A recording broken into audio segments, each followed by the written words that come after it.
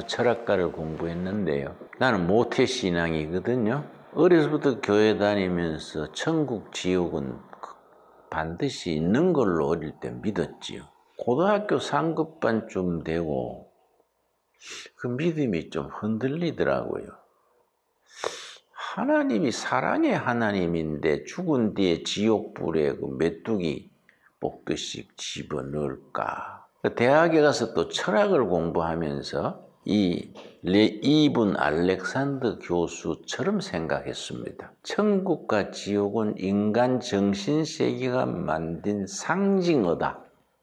심보릭 랭귀지, 상징어다. 인간의 도덕적으로 살게 하기 위해서 착하게 살은 사람은 천국 가고 못된 짓 하고 살은 사람은 지옥 간다. 이렇게 인간을 교도하기 위해서 만든 상징어다. 저도 철학과 다니면서 그렇게 생각했습니다. 그러면서도 교회는 다녔어요.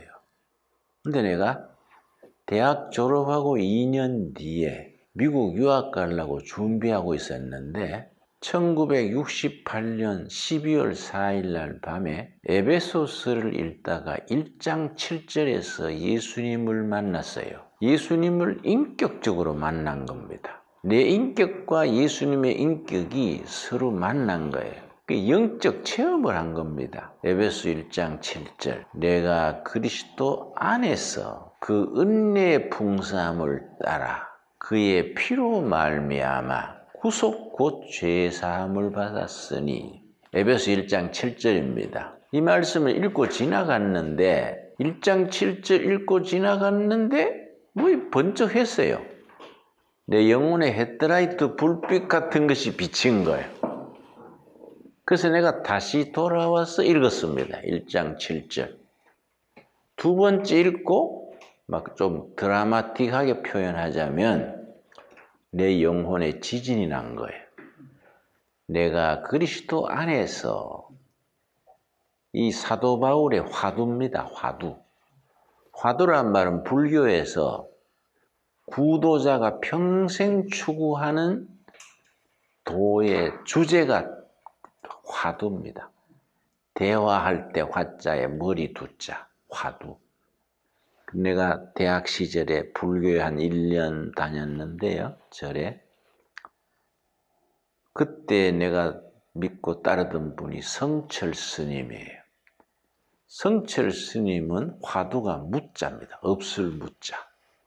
평생 벽에다가 없을 무자 하나 붙여놓고 그걸 자기의 수행의 주제, 화두로 삼은 거예요. 성철 스님이 돌아가실 때도 불교에서는 죽는 것을 입적한다 그래요. 성철 스님이 입적하실 때도 아침에 이제 지병을 앓으셨는데 자기 상자한테, 상자를 말하자면 비서지요. 상자한테 이놈아 오늘 내가 간다. 그러니까 상자가 못 알아들은 거예요. 아이고 스님 몸도 불편하신데 어디 가시려고요? 그냥 쉬고 계시지요. 그러니까 헉 그놈 내가 오늘 간다 이놈아 점심때쯤 내가 가느니라. 그 상자는 못 알아듣고 스님 그냥 쉬세요 그랬는데 정오에 입적한 거야. 앉은 채로 숨 거두면서 입적하면서 딱 한마디 했어요. 무라. 그게 마지막 말입니다. 무라. 없을 무. 자기 평생 화두인 무. 그 무라. 그러고 숨 거둔 거예요. 근데 사도 바울이 불교식으로 말하면 사도 바울의 화두는 그리스도 안에서요. 헬라 성경에 en Christos, 영어로 in Christ, in Jesus. 그 에베소 1장 7절에 내가 그리스도 안에서 바울의 화두지. 에베소서가 짧은 책인데도 그리스도 안에서 예수 안에서가 37번 나와요. 계속해서 예수 안에서 그리스도 안에서. 그래서 내가 1968년 10월 4일 밤에 밤 11시쯤 됐어요. 에베소 1장 7절 읽고 내가 그리스도 안에서 그의 은혜의 풍성함을 따라 그의 피로 말미암아 구속 곧 죄의 씻음을 받았으니 이 말씀 읽을 때 내가 예수님이 내 구원의 길을 다 닦아놓고 십자가에 피 흘려 죽으신 것이 내 허물과 죄를 대신해서 다 값을 치러 놓은 걸 깨닫게 된 거예요. 예수님 안에 내 죄 씻음이 있고 안식이 있고 구원이 있는 것을 깨달은 거예요. 그러니까 예수님의 품에 내가 안식하는 나를 깨닫게 된 겁니다. 마음이 편안해지고 내가 어려서부터 교회 다니면서 이걸 모르고 살았구나. 예수님이 다 닦아놓은 구원의 길을 모르고 불교 절에 가서 찾고 철학 안에서 찾고 방황하면서 찾고 다녔구나. 내가 왜 이걸 몰랐을까? 너무 감격스러운 거예요, 내가. 그래서 그 옛날 찬송 210장이에요. 내 죄 사함 받고서 예수를 안디 모든 것 변했네. 그 찬송가 참 멋있어요. 감동의 눈물 흘리면서 불러세요. 이 찬송가의 영어 제목이 Everything is changed. 모든 것이 변했다. 영어 제목이에요, 그게 찬송가. 그 뒤로 내가 변한 거예요. 그 다음날 아침에 밖에 나가니까 나무를 봐도 기쁘고 지나가는 사람 봐도 기쁘고 그렇게 감동스럽더라고요. 그래서 미국 유학 가려고 준비하던 서류를 휴지통에 던져버리고 신학교 간 거예요. 그 내 인생의 최고의 선택이 미국 가서 철학과 석사로 안 가고 신학교 가서 목사 된 것이 내 인생의 축복의 축복이요. 최고의 선택이야, 최고의 선택. 난 내가 목사라는 것에 대해서 내가 감동하는 거예요. 나한테 이게 맞아요, 나한테. 난 설교하는 것도 즐겁고 성경 공부도 즐겁고 목사는 내가 아주 체질에 맞아요. 그 대신에 잘하지는 못하지. 대충 생긴 만큼 하는 거지. 근데 크리스찬의 구원의 감격이라는 게 소중하지요. 이걸 born again 크리스찬 그래요. born again 크리스찬. 참 신앙의 감격이라는 게 중요한 겁니다. 내가 예수 믿고 구원받아 천국 약속이 있다는 확신, 내 죄 씻음 받았다는 확신, 이게 너무너무 중요하지요.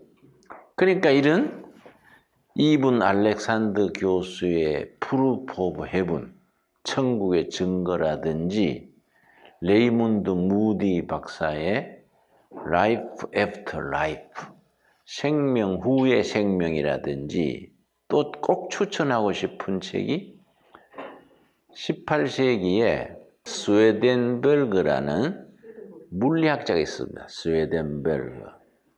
그 독일식 발음은 스베덴버그, 영어식 발음은 스웨덴버그. 당대의 최고 물리학자였습니다. 뉴턴과 버금가는. 이 사람이 어느 정도 천재냐 하면은 아인슈타인이 상대성 원리 발표한 건 20세기지요.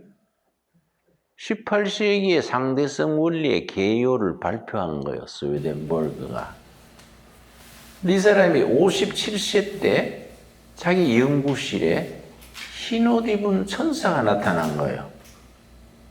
나타나가지고는 방문도 다 꼈는데 천사가 앞에 나타나가지고 스웨덴베르그요, 난 하나님이 그대를 천국으로 초청하기로 보낸 천사다. 그대를 인도해서 영계를 체험시키고자 한다. 이런 거예요. 그래서 스웨덴버그가 자기 천사를 따라갔어. 자기 몸은 연구실에 있는데 천사를 따라간 거예요. 가가지고 천국, 지옥을 다 보고 왔는데 그게 57세입니다. 87세 죽을 때까지 수시로 영적 세계를 왔다 갔다 했어요. 워낙 유명한 물리학자니까 당대 이거는 히트지요, 그지요? 그 사람이 이제 스웨덴의 그 한림원 학술원 회원이랬습니다.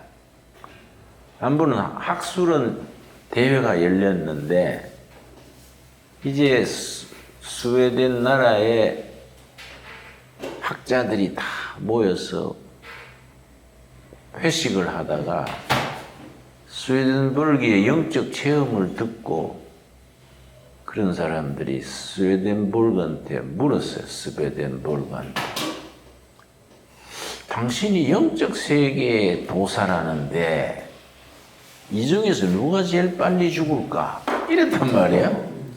그러니까 스웨덴볼그가 가만히 살펴보더니 47세 된 그 중에 제일 젊은 사람을 딱 지정하면서 이 백작이 제일 먼저 죽겠네요. 와, 웃었어.